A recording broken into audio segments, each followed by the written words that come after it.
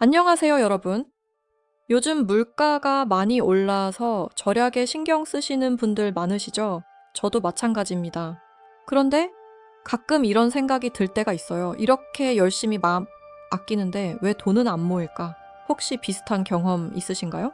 오늘은 제가 직접 경험하고 주변을 관찰하면서 발견한 역효과를 내는 절약 습관 10가지를 공유해 보려고 합니다.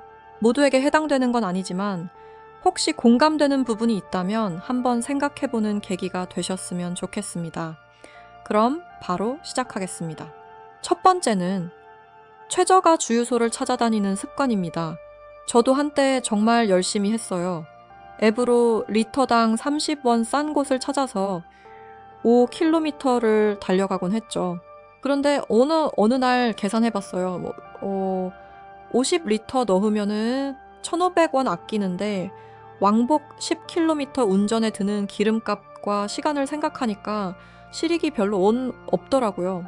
특히 그 30분에 쉬거나 다른 일을 할 수 있었다는 게 아쉬웠습니다. 물론 주유소가 동선상에 있거나 차 몰고 나가는 김에 들르는 거라면 전혀 문제 없어요.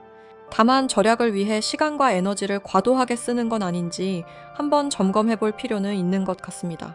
두 번째는 너무 싼 옷만 사는 습관입니다. 한 시즌만 입고 버리지 뭐 라는 생각으로 10,000원, 20,000원짜리 티셔츠를 여러 벌 삽니다. 그런데 이런 옷들은 한두 번 세탁하면 목이 늘어나고 형태가 무너져서 결국 다음 해에는 입지 못하게 되더라고요. 매년 반복되는 이 지출, 과연 절약일까요? 차라리 조금 비싸더라도 품질 좋은 옷을 사서 오래 입는 게 연간 비용으로 따지면 훨씬 저렴합니다. 게다가 오래 입을 수 있으니 환경에도 좋고요.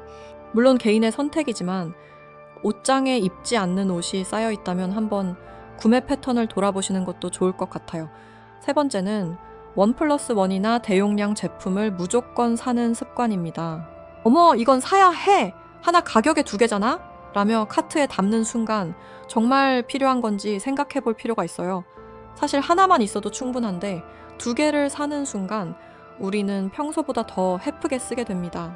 혹은 유통기한이 지나 냉장고 구석에서 썩어가다 결국 버리게 되죠. 저도 몇 번 경험했는데요. 1+1으로 산 요구르트가 다 상해서 버린 적이 있어요. 결국 돈 주고 쓰레기를 미리 산 셈이 됐죠. 딱 필요한 만큼만 사는 게 장기적으로는 훨씬 경제적입니다. 네 번째는 무조건 다 직접 하려는 습관입니다. 전문가 부르면 10만 원인데 내가 하면 공짜지 라며 주말 내내 유튜브 보면서 수도꼭지를 고치거나 가구를 조립하는 거죠. 물론 취미로 즐기신다면 전혀 문제 없어요. 그런데 스트레스 받으면서 억지로 하는 거라면은 그 시간에 내 본업 실력을 키우거나 푹 쉬는 게 더 나을 수 있습니다. 시간도 비용이라는 거를 기억하시면 좋겠어요. 내가 잘하는 일에 집중하고 나머지는 전문가에게 맡기는 것도 현명한 선택입니다. 다섯 번째는 세일이라고 필요 없는 걸 사는 습관입니다. 이거 원래 20만 원인데 이번에 세일해서 10만 원에 샀어. 나 10만 원 벌었지? 라고 생각하시나요? 죄송하지만 10만 원을 번 게 아니라 안 써도 될 10만 원을 쓰신 겁니다. 할인은 소비를 정당화하기 위한 마케팅 수단인 경우가 많아요. 구매 전에 이걸 꼭 물어보세요. 세일 안 해도 샀을 물건인가? 진짜 필요한 물건이 마침 세일한다면 그건 행운이죠. 하지만 세일이니까 산다면 그건 절약이 아닙니다. 여섯 번째는 건강 관련 지출을 미루는 습관입니다. 지금 당장 아프지도 않은데 검사비로 20만 원 쓰는 건 아까워.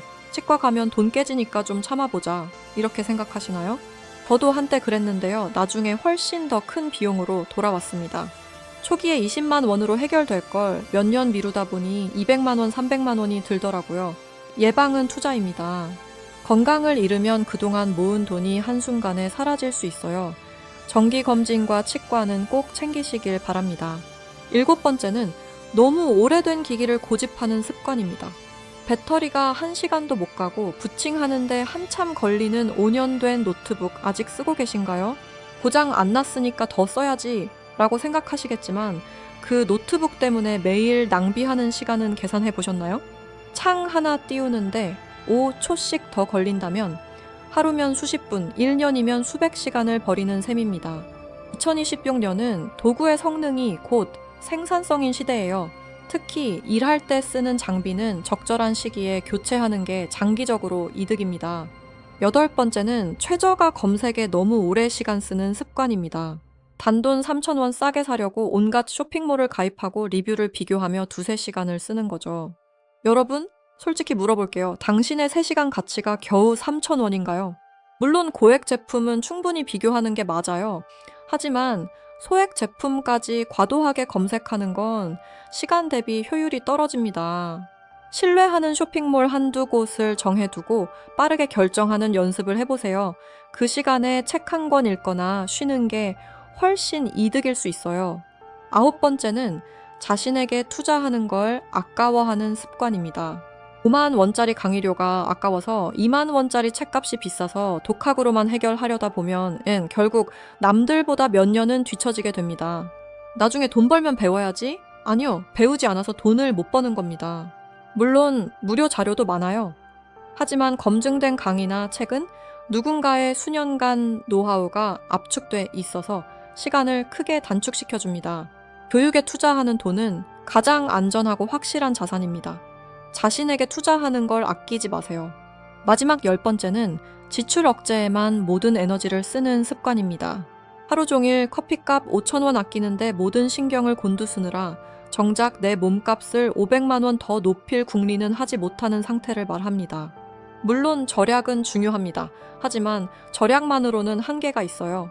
월 200만 원 버는 사람이 100만 원으로 생활하는 것보다 월 1,000만 원 버는 사람이 500만 원으로 생활하는 게 훨씬 여유롭고 빠르게 자산을 늘릴 수 있습니다. 1.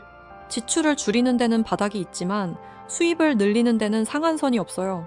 절약 습관은 유지하되 그 에너지의 일부를 어떻게 하면 내 가치를 높이고 수입을 늘릴 수 있을까를 고민하는 데도 써보세요. 자격증 공부, 부업 탐색, 이직 준비 등 자신에게 맞는 방법을 찾아보시길 바랍니다. 자, 오늘 10가지 습관을 소개해 드렸는데요. 이 내용들이 모두에게 맞는 정답은 아닐 거예요. 개인의 상황과 가치관에 따라 판단이 달라질 수 있으니까요.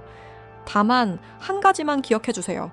진짜 절약은 무조건 안 쓰는 게 아니라 내 시간과 에너지를 어디에 쓸 때 가장 가치 있을까를 고민하는 겁니다.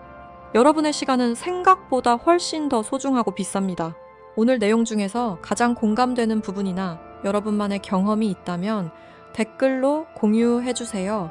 함께 배울 수 있을 것 같습니다. 영상 끝까지 시청해 주셔서 감사합니다. 구독과 좋아요는 콘텐츠 제작에 큰 힘이 됩니다. 여러분의 시간과 통장 모두 풍요로워지길 진심으로 응원하겠습니다. 감사합니다.